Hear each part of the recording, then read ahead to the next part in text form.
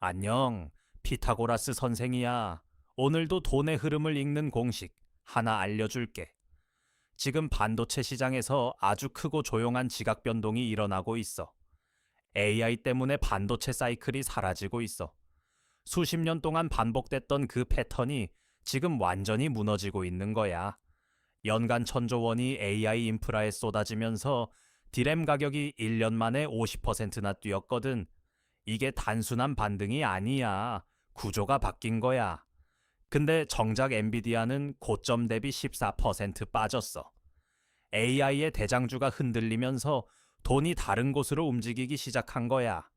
돈이 엔비디아에서 빠져나와서 삼성전자와 SK 하이닉스로 몰리고 있어. 삼성전자가 21%, SK 하이닉스가 22% 오른 반면 엔비디아는 내리막이야. 이게 우연이 아니라는 게 핵심이야. 글로벌 투자자들이 의도적으로 포지션을 바꾸고 있거든. 지금 반도체 시장에서 가장 큰 변화가 벌어지고 있는 거야. 이런 흐름, 우리 교실에서는 실시간으로 잡아내고 있거든. 시장이 움직이기 전에 미리 대응하는 게 얼마나 중요한지 오늘 수업 들으면 알 수 있어. 자세한 건 나중에 알려줄게. 일단 오늘 수업에 집중하자. 오늘은 반도체 사이클이 왜 사라지는지부터 시작할 거야. 그 다음에 엔비디아가 왜 빠지는지, 그리고 어디를 대신 봐야 하는지 전부 알려줄게. 3교시로 나눠서 하나씩 설명할 테니까 끝까지 따라와. 준비됐으면 바로 시작한다.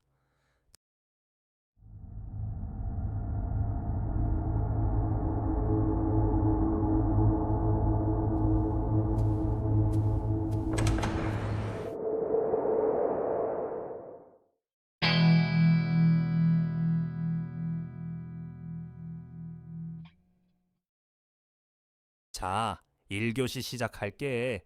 반도체 사이클이 왜 사라지는 건지 지금부터 알려줄 테니까 잘 따라와. 이걸 이해하면 지금 삼성이랑 하이닉스가 왜 오르는지 저절로 납득이 돼. 생각보다 어렵지 않아. 내가 쉽게 풀어줄게.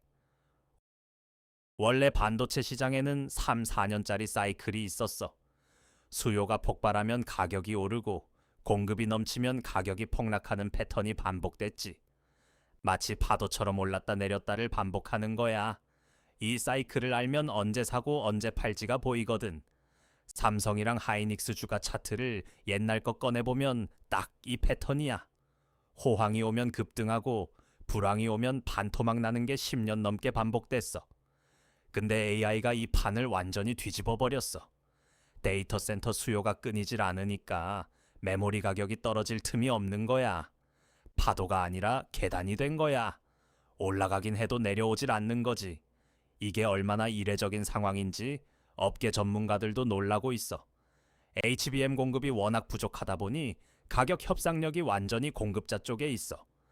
삼성이랑 하이닉스가 단가를 올려도 살 수밖에 없는 구조가 된 거야. AI 인프라에 쏟아지는 돈이 연간 천조 원이야. 이 중 40%가 메모리 반도체한테 가거든. 숫자로 바꾸면 400조 원이 메모리 쪽으로 흘러 들어오는 거야. 반도체 매출이 200조에서 350조로 뛰는 게 이상한 일이 아닌 거지. 디램 가격이 50% 올랐다는 게 이미 이 수요를 반영한 숫자야. 그리고 이 흐름은 2027년까지 이어질 것으로 전망되고 있어. AI 데이터 센터가 늘어나면 HBM 수요가 터지고 HBM 수요가 터지면 D램 가격이 같이 올라. 이게 지금 메모리 반도체 슈퍼사이클의 핵심 구조야. 쉽게 말하면 AI 서버 하나를 만들 때마다 HBM이 수십 개씩 들어가거든. 서버 공장이 계속 돌아가면 HBM 주문도 계속 들어오는 거야. 그러면 HBM에 들어가는 D램 수요도 같이 올라가. 세 가지가 연결된 하나의 고리인 거야. 과거에는 호황 다음에 반드시 불황이 왔는데 지금은 수요 자체가 꺼지질 않아. 전문가들이 반도체 사이클 소멸이라고 부르는 이유가 바로 이거야. 물론 영원히 오른다는 소리는 아니야. 다만 예전처럼 2, 3년에 한 번씩 반토막 나는 패턴은 사라졌다는 거지. 구조가 달라진 거야. 하락이 없어진 게 아니라 하락의 폭과 주기가 완전히 달라진 거야. 이걸 이해해야 지금 삼성이랑 하이닉스를 어떻게 접근할지 보여. 그리고 이 슈퍼사이클에서 가장 수혜를 받을 종목들이 있는데 그건 3교시에서 알려줄게. 숫자도 다 같이 뜯어볼 테니까 끝까지 보는 게 이득이야. 일단 엔비디아가 왜 빠지고 있는지부터 짚어보자. 이게 2교시의 핵심이야. 엔비디아 주가가 고점 대비 14% 빠졌어. AI 시장의 왕자가 왜 흔들리는 건지 이게 많은 투자자들한테 충격이었거든. PER이 45배인데 이건 아무리 AI 대장주라도 부담스러운 숫자야. S&P 500 평균이 22배인데 2배가 넘으니까 기대가 너무 많이 반영된 거지. 그러니까 글로벌 자금이 GPU에서 메모리로 옮겨가고 있어. 삼성전자 거래량이 20%, SK하이닉스 거래량이 30%나 늘었거든. 돈이 어디로 가는지 보면 시장이 무슨 말을 하는지 들리거든. 시장은 지금 메모리가 다음 주인공이라고 투표하고 있는 거야. 자, 2교시 들어간다. 엔비디아를 왜 파는 건지 그 진짜 이유를 뜯어볼 거야. 단순히 비싸서 파는 게 아니야. 구조적인 이유가 있거든. 이걸 알면 지금 이 하락이 일시적인지 추세적인지 판단할 수 있어. 엔비디아 PER이 45배야. S&P 500 평균이 22배인데 2배가 넘는 거지. 애플이 28배, 마이크로소프트가 32배인데 엔비디아는 그것보다도 훨씬 높아. 삼성전자는 PER이 12배야. 실적 대비 얼마나 싼지 비교가 되잖아. 아무리 AI 시장을 지배한다 해도 이건 기대가 너무 많이 반영된 가격이야. 비유하자면 이거야. 아직 다 짓지도 않은 건물인데 완성됐을 때 가격을 미리 다 지불한 거야. 그게 PER 45배의 의미야. 엔비디아 리스크가 한두 개가 아니야. GPU 수요 둔화에 HBM 연쇄 충격에 거기다 AMD랑 인텔이 추격하고 있거든. GPU 수요가 조금만 꺾여도 엔비디아 실적에 바로 반영이 돼. HBM 가격이 오르면 엔비디아 입장에서는 원가가 올라가는 거고 경쟁도 심해지고 있어. 예전엔 엔비디아 혼자였는데 이제 AMD가 바짝 따라왔거든. 구글이랑 아마존은 아예 자체 AI 칩을 만들어서 쓰고 있어. 시장의 무게중심이 확실히 바뀌고 있어. GPU 과열이 식으면서 돈이 HBM 메모리 쪽으로 몰리는 거야. 이건 AI가 끝났다는 게 아니야. AI는 계속되는데 수혜 지점이 바뀐 거야. AI 인프라를 짓는 초기엔 GPU가 돈을 벌었어. 이제 인프라가 돌아가려면 메모리가 필요한 거야. 사냥꾼이 총을 사는 시기가 지나고 총알을 사는 시기가 온 거지.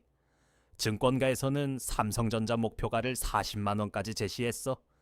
지금 가격 대비 4배 이상 오를 수 있다는 시각이 있는 거야. 떨어질 때 더 사라는 의견이 나오고 있는 거지. 물론 단기간에 되는 이야기는 아니야. 중장기 시나리오야. 근데 중요한 건 방향성이야. 전문가들이 이 방향에 베팅하고 있다는 게 의미 있는 거거든. 목표가 자체보다 그 논리를 이해하는 게 중요해. HBM이 뭔지 쉽게 설명해 줄게. 고대역폭 메모리라는 뜻이야. D램을 여러 층으로 쌓아서 데이터 전송 속도를 10배 이상 끌어올린 거거든. 아파트처럼 위로 쌓아 올린 메모리라고 생각하면 돼. 층과 층 사이를 초고속 통로로 연결해서 엄청난 양의 데이터를 한꺼번에 주고받는 거야. AI가 계산을 빠르게 하려면 이 데이터 전송 속도가 생명이야. 그래서 엔비디아 AI 칩 안에도 HBM이 필수로 들어가는 거야. 전력 효율도 기존 대비 3배나 좋아서 데이터 센터 전기 요금 절감에도 기여해. 없어서 못 파는 부품이 된 거지. 구글, 마이크로소프트, 아마존, 메타. 이 빅테크들이 전부 AI 데이터 센터를 짓고 있어. 이 서버에 들어가는 핵심 부품이 바로 HBM이거든. 그리고 이들이 쓰는 HBM의 대부분을 SK하이닉스가 공급하고 있어. 삼성전자도 HBM 진입을 가속화하면서 이 파이를 나눠 먹으려 하고 있고, 연간 서버 투자가 1,000조 원이니까 이 시장이 얼마나 큰지 감이 오지. 그 중에서 메모리 비중이 40%라면 400조 원 규모의 수요가 계속 생기는 거야. 여기서 변수가 하나 있어. 미국이랑 이란 종전 협상이 결렬됐거든. 이게 반도체 시장이랑 무슨 상관이냐고. 직접 연결돼 있어. 호르무즈 해협은 전 세계 원유의 20%가 지나가는 길목이야. 이게 막히면 에너지 가격이 뛰고 반도체 생산 원가도 같이 올라. 원자재 가격이 10에서 15%까지 오를 수 있어. 삼성이나 하이닉스 같은 제조업체 입장에서는 원가 압력이 생기는 거야. 근데 그럼에도 불구하고 AI 데이터 센터 수요가 워낙 강력해서 메모리 강세가 꺾이질 않아. 전쟁 리스크가 있어도 수요가 공급을 압도하고 있는 상황이야. 빅테크들은 AI 투자를 줄일 이유가 없어. 경쟁에서 밀리면 시장을 통째로 잃거든. 그래서 지정학적 위기가 와도 데이터 센터 투자는 계속되는 거야. 리스크는 있지만 이 흐름을 바꿀 수준은 아니야. 원가 부담이 생겨도 메모리 수요 자체가 꺾이지 않으니 강세가 이어지는 거지. 숫자로 보면 확실해. 삼성전자 1분기 반도체 영업이익이 15조 원으로 예상돼. 전 분기 대비 50% 증가야. SK 하이닉스도 8조 원으로 60% 뛰었고, 이게 말이야, 분기 이익이 50%, 60% 뛴다는 게 엄청난 거야. 1년에 한 번 나올까 말까 한 성장이 분기마다 나오고 있는 거거든. 실적이 이렇게 나오면 주가가 안 오를 수가 없어. 이 숫자들이 슈퍼사이클의 증거야. 타임라인을 정리해보면 말이야. 2025년 말에 GPU 버블이 꺼지기 시작했어. 2026년 1월에 D램이 30% 올랐고 지금 4월에는 슈퍼사이클이 본격화된 거야. 그러면서 4월 초에 이란 협상이 결렬되면서 지정학 변수가 추가됐어. 흐름이 좋은데 돌발 변수가 생긴 거야. 앞으로 4월 말 실적, 5월 엔비디아 GTC, 6월 FOMC가 기다리고 있어. 이 세 가지 이벤트가 당분간 시장 방향성을 결정할 거야. 한 가지 더 체크해야 할 게 있어. 원달러 환율이 1,400원대거든. 삼성이랑 하이닉스 다 수출 기업이라서 환율이 이익에 직접 영향을 줘. 환율이 오르면 수출 기업은 원화로 환산했을 때 이익이 늘어나. 근데 너무 오르면 수입 원자재 가격도 같이 올라서 양날의 검이야. 지금처럼 1,400원대가 유지되면 반도체 기업 입장에서는 나쁘지 않은 조건이야. 다만 1,500원 이상으로 급등하면 리스크 관리가 필요한 시점이 돼. 자, 마지막 교시야. 아까 말한 수혜주, 지금 공개한다. 이게 오늘 수업에서 제일 중요한 부분이야. 1교시랑 2교시가 이해가 됐으면 지금부터 나오는 내용이 훨씬 잘 들릴 거야. 첫 번째, SK 하이닉스야. HBM 시장 점유율이 50%를 돌파했어. 엔비디아 블랙웰 칩셋에 들어가는 HBM3E를 독점 공급하고 있거든. 이게 얼마나 강력한 포지션이냐면 말이야. 엔비디아 칩이 팔릴 때마다 하이닉스 메모리가 같이 팔리는 거야. 엔비디아가 잘 되든 못 되든 AI 서버가 만들어지는 하나이닉스는 계속 납품해. 그리고 HBM 시장에서 삼성이 따라잡으려 해도 기술 격차가 아직 1년 이상 벌어져 있어. 당분간 하이닉스 독주는 계속될 가능성이 높아. 주가가 22만 원인데 PER은 15배야. 실적 대비 아직 싸다는 뜻이지. 엔비디아 PER이 45배인 거랑 비교하면 얼마나 저평가인지 바로 보이거든. HBM 매출 비중이 지금 40%인데 올해 안에 60%까지 올린다는 목표를 세웠어. AI 서버 한 대에 HBM이 8개 들어가는데 연간 100만 대 이상 구축된다고 봐. 그냥 계산만 해도 수요가 어마어마한 거야.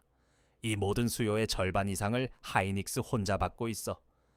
두 번째, 삼성전자야. D램 가격이 50% 올랐으니까 가장 직접적인 수혜를 받고 있어.